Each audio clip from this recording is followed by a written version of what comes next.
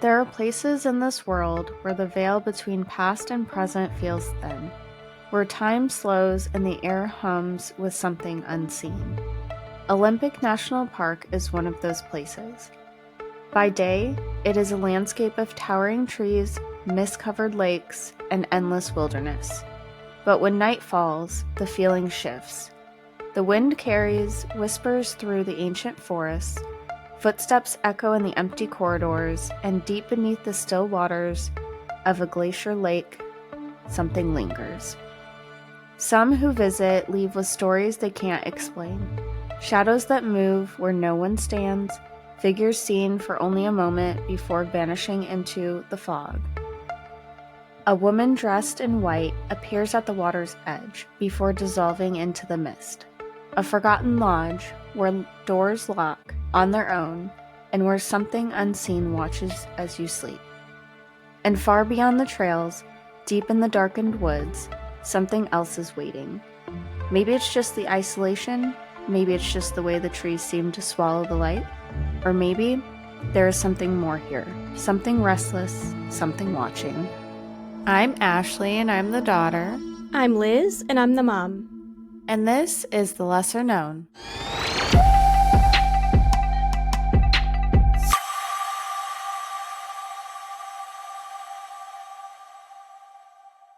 So I didn't give you this ahead of time, but I think it's pretty easy to figure out the answer to this question.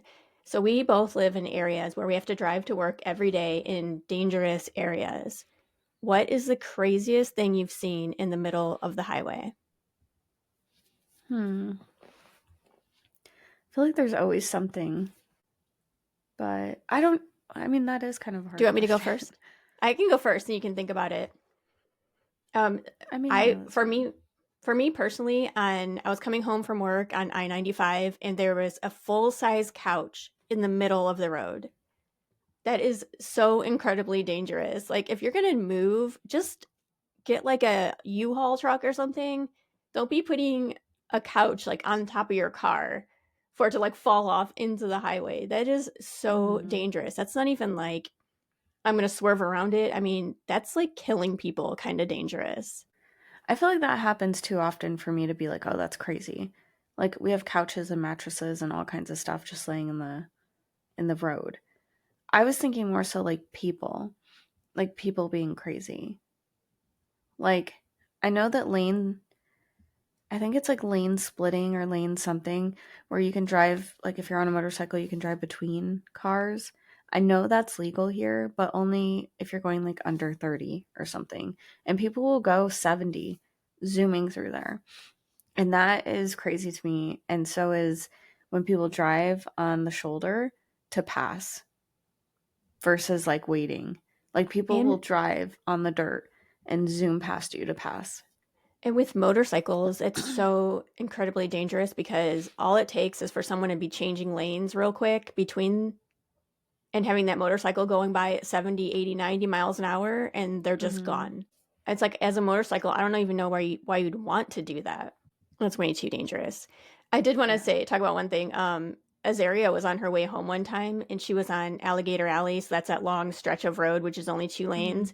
And it was at night and there was a jet ski in the road. Oh. So they were driving and all of a sudden there's a jet ski and they had to swerve real quick. And luckily there wasn't another car in the other lane because, I mean, what the heck?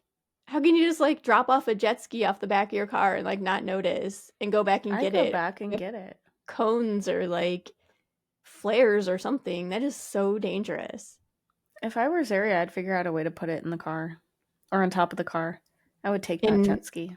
In her tiny Honda Civic, she's just going to snatch up that jet ski and bring it home with her. Yep. Yeah, maybe. Okay. I'd figure out a way. You actually would. You'd be one of those people who would have like a tiny little car and try to fit a couch into the back seat of it. And you'd go on like Facebook Marketplace, like, oh, sure, I can come pick it up. And you come in this little car and like, you just see like little you squeezing in a couch into the back seat. Yeah. It's sad, but true. That's what I do. It is.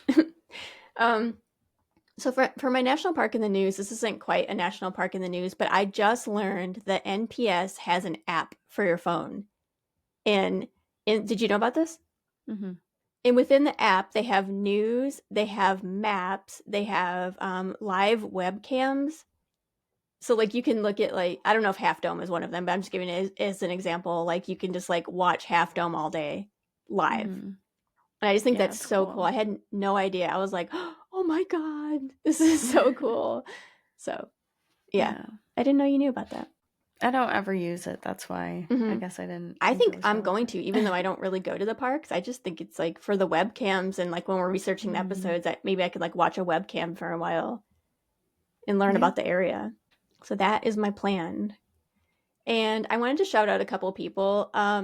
Courtney from Haunt's podcast. I'll link her show in the show notes because it's really good. But she actually contacted us to see if we'd like to come on her show, and I was really excited about that. And I listened to her. I listened to it. She is so good.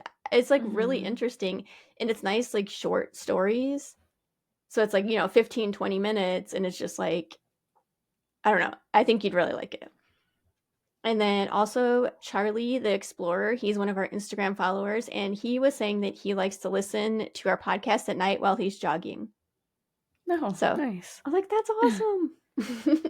So thanks, Charlie. Thanks, Courtney. And I also did want to mention that we are starting to put some of our episodes on YouTube. And originally, we weren't planning on putting any episodes on YouTube. So if you see us, like, I'm trying like when you don't think you're going to be on video, you're like fixing your hair, like digging around in the background, stuff like that. And I just wanted to let you know that some of our older episodes, if you see a lot of that, that's why, because we had never planned on having videos of these out, but I do want to put some of them on YouTube. So you'll Mm-hmm. just have to like look past that, I guess. And the first place I want to talk about is the haunted Quinault Lodge.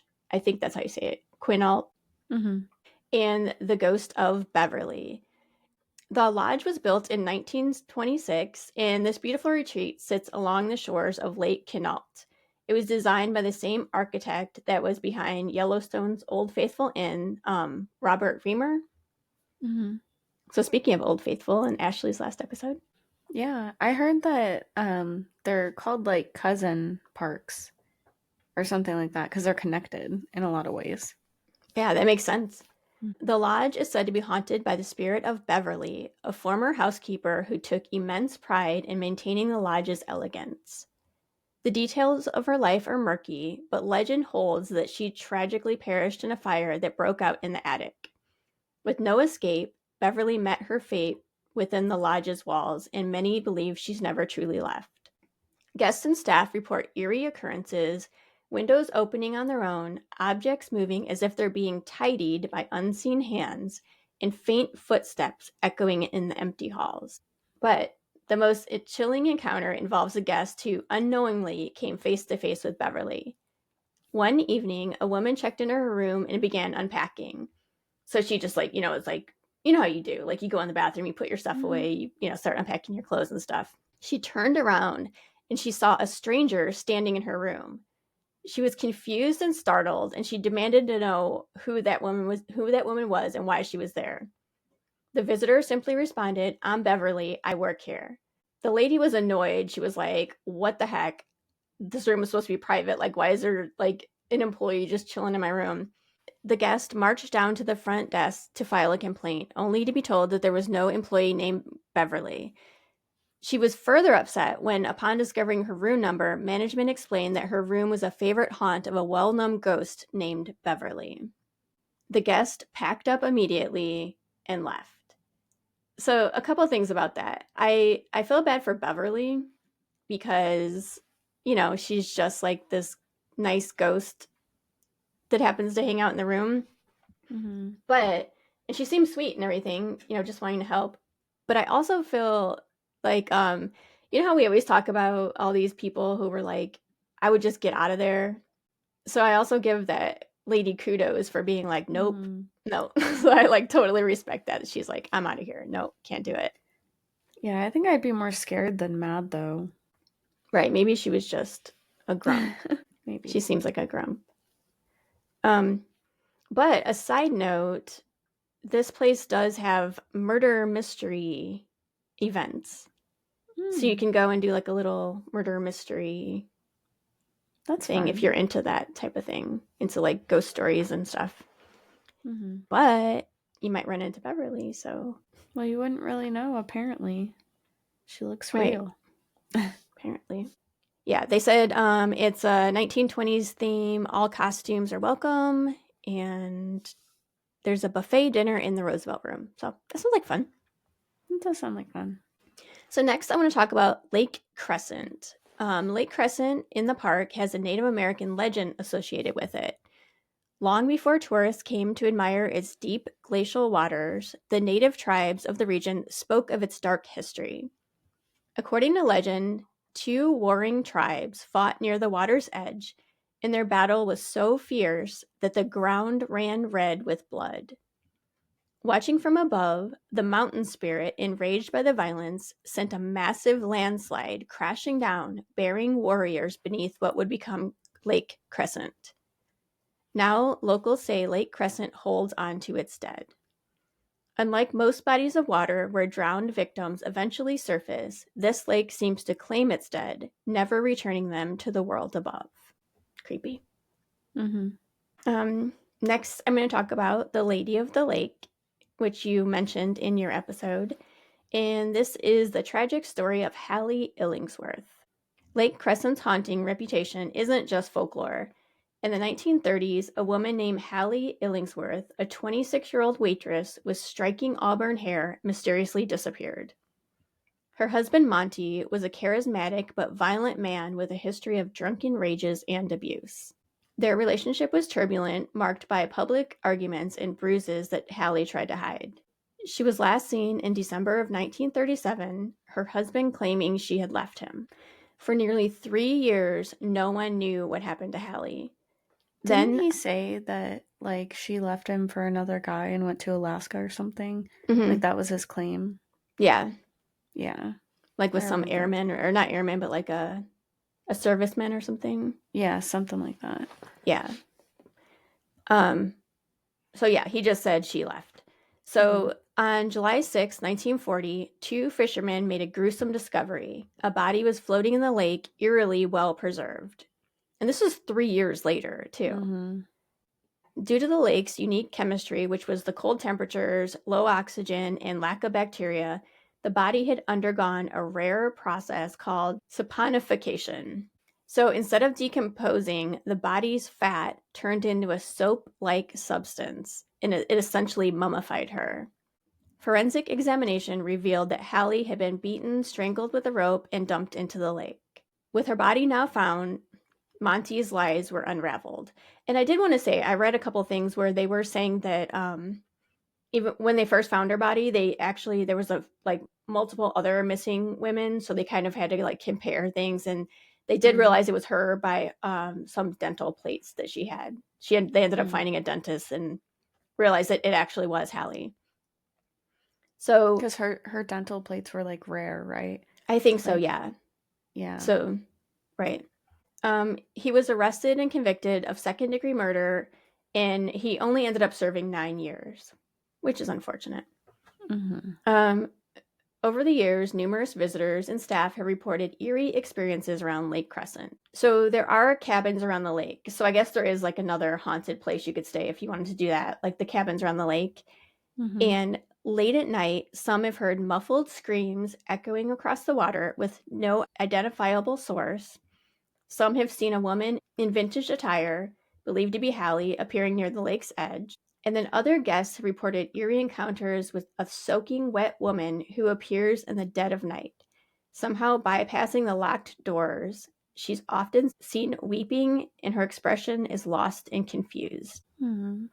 Those are the ghosts I feel sad about. The most chilling account tells of guests staying in the cabin, waking up to see her standing at the foot of their bed, drenched and silent, staring before vanishing into thin air. Mm-hmm. Despite thorough investigation, so like after they wake up and they check around, there's no trace of her presence, and they just can't find anything, and they just end up being like totally creeped out. Yeah, I'd be And there very actually is scary. another connection with Hallie. Drivers along Highway 101, which it winds past Olympic National Park, have reported picking up a woman in a long dress, and then the woman just vanishes from their car. Oh, weird. So they think that's probably Hallie too. Mm-hmm. That'd be That really reminds me of like creepy. so many ghost stories as a Mm-hmm. kid, like those where you pick up a hitchhiker and then she like Yeah. leaves the jacket on the grave or something. Some I don't know, whatever. Mm-hmm. Um, and also like you were talking about, Ashley, how that road is pretty dangerous, and then vehicles end up falling into the Mm-hmm. lake, and like people.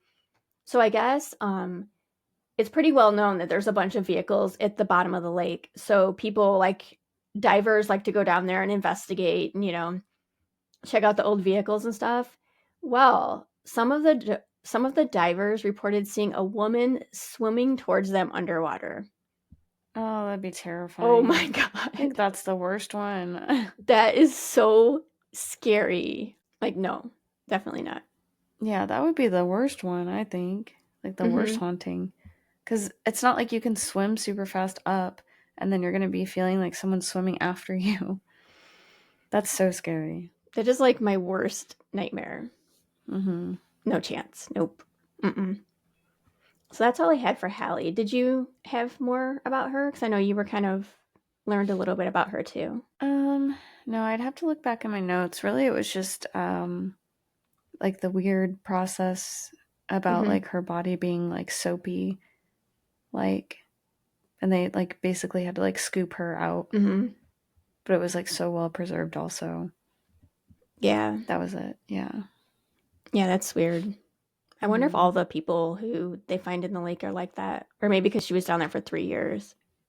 Because she was Maybe. like weighted down there, so her body was like forced to be down there for 3 years. So Yeah, I think they said that she was like tied to rocks or something, mm-hmm. and like the ties broke Yeah, eventually, or like her mm-hmm. body like melted out of them. Yeah, I think they said Yeah. it like decomposed, like the blankets and Mm. stuff. Yeah. No, that's basically all I had too. Because when I was listening to it, um, I listened to National Parks After Dark for it, and they kind of talked about it. Oh, did they? Yeah, and then they also talked about like just some vehicles that have been found there, and this one group of people, their vehicle ran off the side of the road and went into the lake, but they actually lived. And years later, a diver got their suitcase for them, and it was still at the bottom of the lake. Oh, that's awesome. But that's all I had. Next, I'm going to talk about the stick people, and they are the unseen dwellers of the forest. In the woods of Olympic National Park is one of the most chilling Native American legends, the stick people. They're known as I can't even pretend to know how to say this word because it's just like a bunch of like abbreviations and X's and Mm-hmm. apostrophes, and so I'm going to skip how to say that, but just know that among these tribes, these shadowy figures are believed to live deep within the forest, watching, luring, and sometimes tormenting those who stray too far from the trail. Some say they were once human, cursed for breaking sacred laws. Others believe that they've always been there, lurking long before humans even arrive. Their presence is said to induce dread, confusion, and paranoia. And hikers report hearing laughter, voices mimicking their friends and family, and eerie whistling in the trees.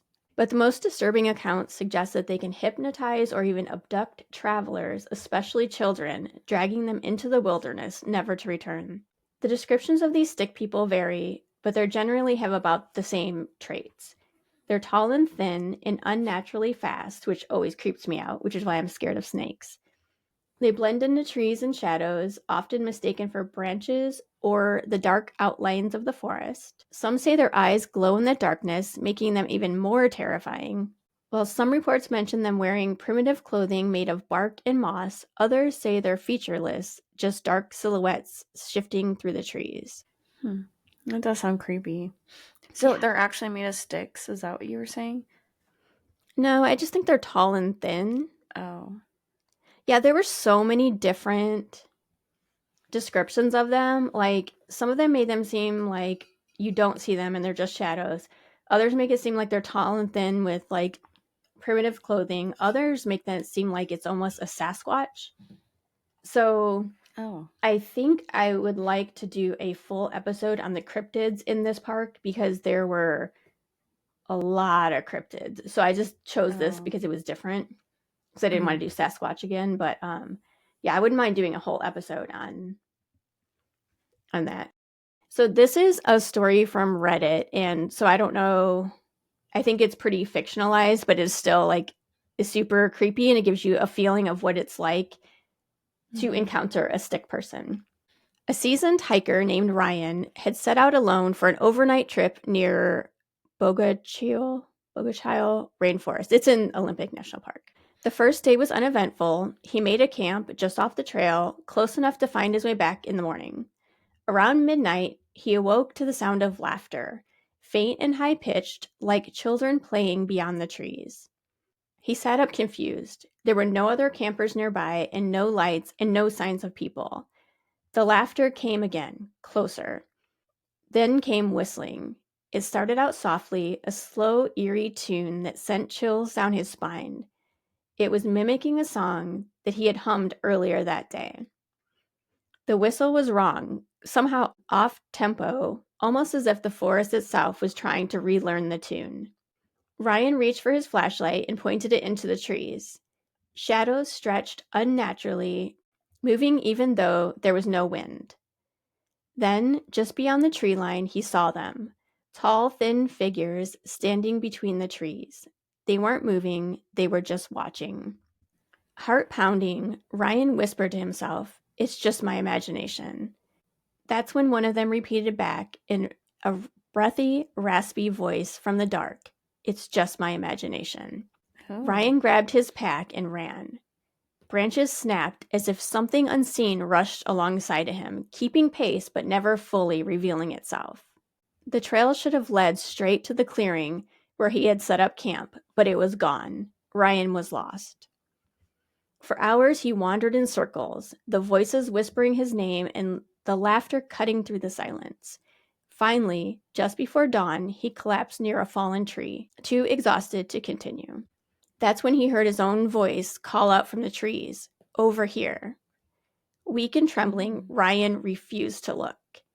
Then silence. When the sun finally rose, he found himself just a few hundred feet away from his camp. The trail was there, exactly where it should have been, as if the forest had been playing with him all night. He packed up and left immediately, vowing to never return. Locals later told him that he was lucky. The Stick Indians don't always let their victims go. Oh. That was creepy. That is creepy. It reminds me of this, there was like a show or a movie about, it was more like witchcraft in the woods. Are you talking about that one where they have the camera, they're holding the camera and running, Blair Witch Project? No, I don't think so. It was, I don't know. It might have even just been called Witch. Like, it was something weird where they're like in the woods and there's like these things that just mess with them. Mm-hmm. But it reminded me of that. Yeah. Creepy. Yeah. And creepy. I found some real life ghost stories on Reddit, and I thought they were pretty interesting. A group of 3 friends was walking on the beach near a campground one evening in November when one of them started feeling an eerie sense of being watched. As they turned back, they noticed strange people with flashlights moving in a zigzag pattern down the hill towards the beach.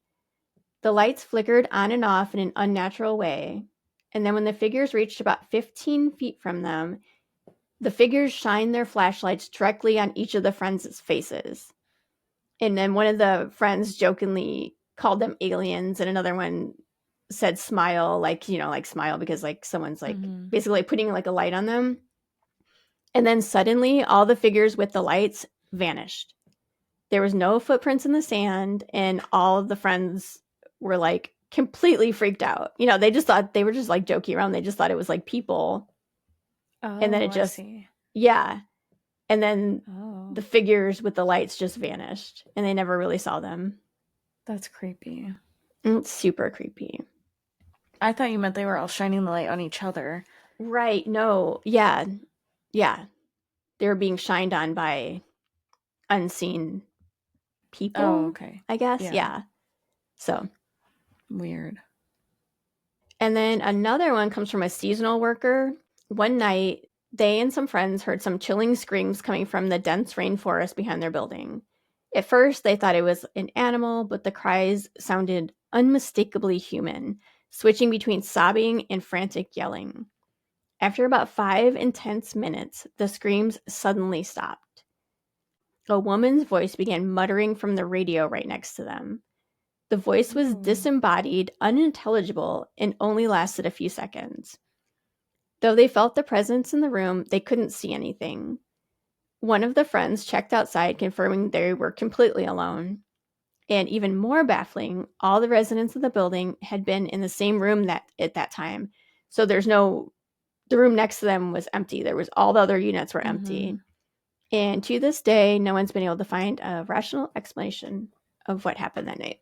And that's someone who was staying there. Yeah. It's like, oof. So that's all I had for the paranormal side of Olympic National Park.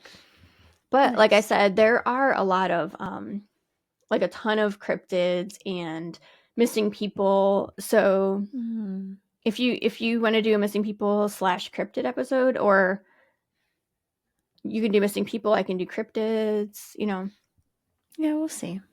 Okay, so that's all for the paranormal side of Olympic National Park, and we will see you guys next week. We'll see you next week. And keep an eye out for our YouTube videos. Okay. All right. See you guys. Bye. Okay, bye.